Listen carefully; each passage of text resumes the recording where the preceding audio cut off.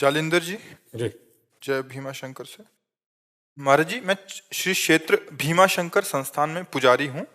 महाराज जी, हम जब पूजा अर्चना सेवा करते हैं तब कुछ महिला भक्त मंदिर में बहुत कम वस्त्र परिधान करके आते हैं। उससे अंग प्रदर्शित होते हैं, अन्य भक्तों को ना चाहते हुए भी देखना पड़ता है। हम जब उनसे कहते हैं तो वो कहते हैं कि हमारी मर्जी, तुम्हें क्या अधिकार, और लड़ने लग जाती है। महाराज जी, कृपया मार्गदर्शन करें कि ऐसे मंदिर आदि में या कोई मंदिर या कहीं भी देखो, आज जो है मन और इंद्री की गुलामी को स्वतंत्रता माना गया है। अध्यात्म के शब्दों में यदि समझेंगे आप, मन और इंद्री की गुलामी को स्वतंत्रता माना गया है। शास्त्र और गुरुजनों की आज्ञा को परतंत्रता माना गया है। इसीलिए प्रभाव नहीं पड़ सकता, क्योंकि भवानी शंकरो वंदे श्रद्धा विश्वास रूपिणो याभ्याम बिना न पश्यन्ति सिद्धा स्वांता स्तमीश्वरम। श्रद्धावान लभते ज्ञानम।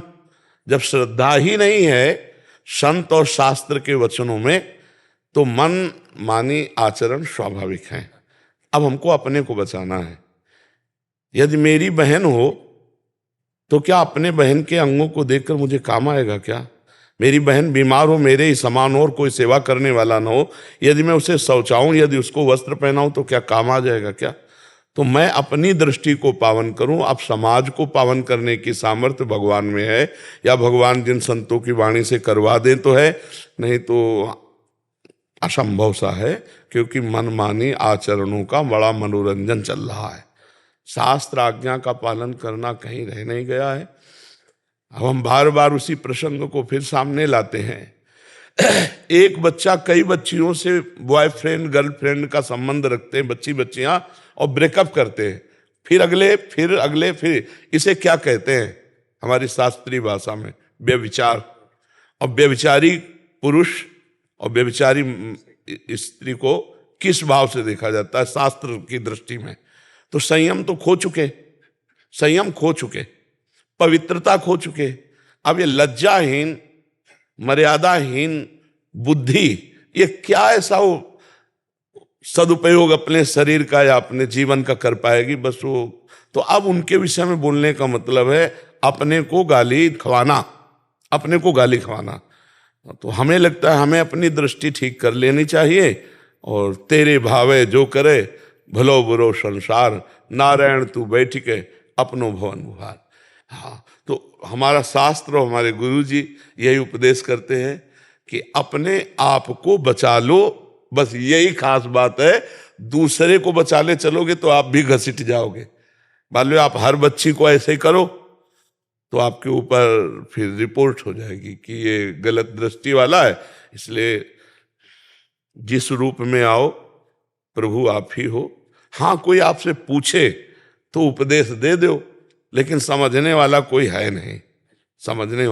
नहीं। हमको अपने आप को समझाना होगा। आज का समाज, ये सब नौजवान भाई समझ रहे हैं ना, हम इनके चरणों में प्रणाम करते हैं कि भैया आप हमारे ऊपर कृपा करके सुनने आए हो और थोड़ा आचरण बदल रहे हो। मतलब बहुत बड़ा एहसान हम आपका मान रहे कि आप अपने आचरण सुधार रहे, आप साधु संग कर रहे, आप साधु के वचन सुन रहे। नहीं, कलिकाल है भाई, बहुत विचित्र कलिकाल है।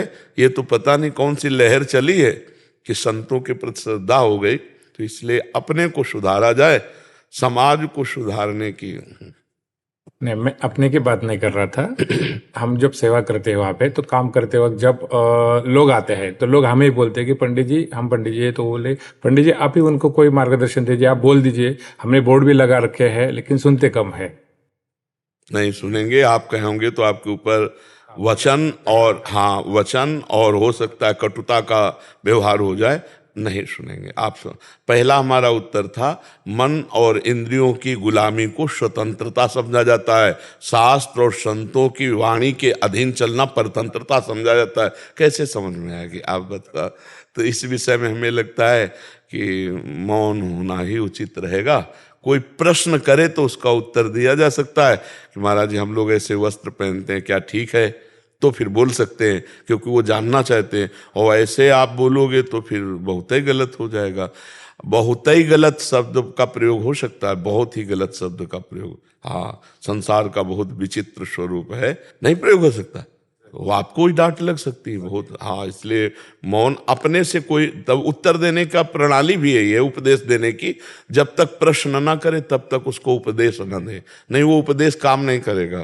प्रश्न करता दैन्य भाव से, आरत अधिकारी जब पावे गूढ़ो तत्व न साधु दुराए। और इस विषय की व्याख्या हम कर नहीं सकते, क्योंकि जब तक आप नहीं बदलना चाहेंगे, मतलब सामने वाला, तब तक ऐसे केवल फालतू बोलने से नहीं चलेगा। वो सामने सुधरना चाहे तो उसको हो सकता है। और नए बच्चे हैं, ये इतना ही मान लें कि गलत आचरण न करें और नशा न करें, इतना ही मान लें तो हम इनके चरण छूते हैं सब बच्चों के। हमारे भारत के ये भविष्य हैं, ये कोई गंदा व्यसन न करें और ये गंदे आचरणों से बच जाए, नहीं बहुत बड़ी हानि होती है।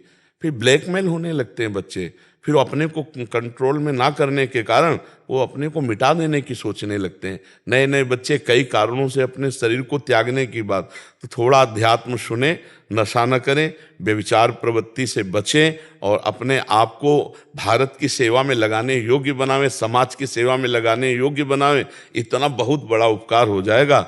और देखो, जैसे जैसे कलयुग बढ़ेगा तो पापाचरण बढ़ेगा, पापाचरण बढ़ेगा तो कैसे बढ़ेगा, ऐसे बढ़ेगा। मम्मी पापा से बच्चे कैसे बात करते, तुम अपनी देखो यार, हम अपनी देख लेंगे, ऐसे हमने सुना है। मम्मी पापा से कह रहे हैं ऐसे, तो हमारे अपने बाप की नहीं मानते, हमारी बात कैसे मान लेंगे। हमारी मान रहे हैं, यही बात हम प्रणाम करते हैं भैया, बहुत प्रणाम करते हैं। सुबह जब हम आते हैं ना तो हमें लगता है 80% जवान होंगे, सब नौजवान होते हैं। तो देख के हमें आनंद लगता है कि अगर ये सुधरे तो भारत सुधर जाएगा। क्योंकि नौजवान मतलब भूत अवस्था होती है, नौजवान की होती जौवन ज्वर के नहीं बलकावा, इसमें कुछ नहीं यार, अपनी मस्ती से। और ये सुन रहे हैं हाथ जोड़ के, ये खड़े हैं साधु दर्शन के लिए, इसका मतलब श्रद्धा है। इसका मतलब हमारे भारत में अभी संतों और शास्त्रों के प्रति श्रद्धा है। तो जो श्रद्धा करेंगे वो तो सुधर जाएंगे, और जो श्रद्धा नहीं करेंगे तो मनमानी आचरण को सुधारना बड़ा कठिन है, बड़ा कठिन है जी।